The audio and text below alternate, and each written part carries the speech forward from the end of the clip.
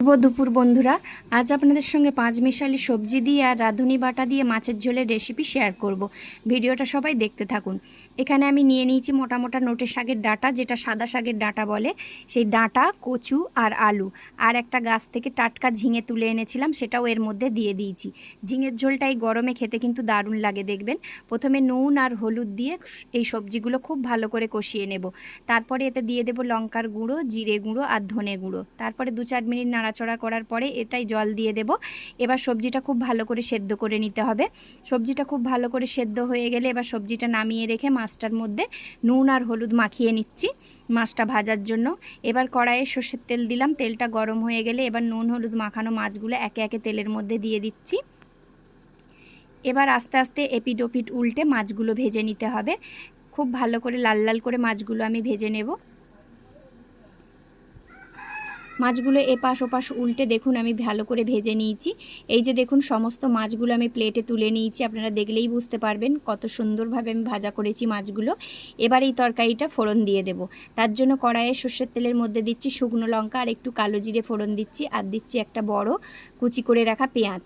পেঁয়াজটা খুব ভালো করে লঙ্কার সঙ্গে ভাজতে হবে। যতক্ষণ না পেঁয়াজের বাদামি রং হচ্ছে ততক্ষণ পেঁয়াজটা খুব ভালো করে ভাজতে হবে।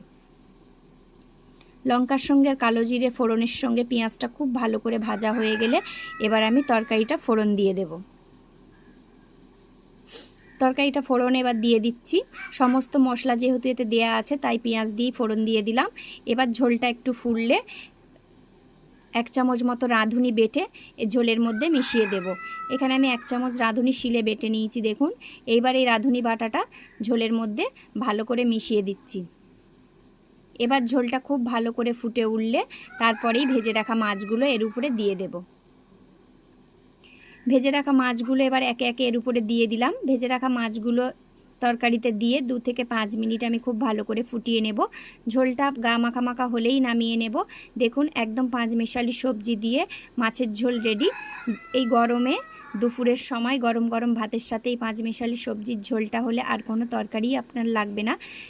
সবাই রেসিপিটা দেখে জানাবেন কমেন্টে কেমন হয়েছে রান্না। আর যারা আমার চ্যানেলে নতুন বন্ধু আছেন তারা আমার চ্যানেলটিকে এখনও যারা সাবস্ক্রাইব করেননি তারা সাবস্ক্রাইব করে পাশে থাকবেন। আর ফেসবুক থেকে যারা আমার এই চ্যানেলটি দেখবেন তারা ফেসবুক পেজটিকে ফলো করবেন। আর ইউটিউবে দেখলে ইউটিউবটাকে সাবস্ক্রাইব করে পাশে থাকবেন।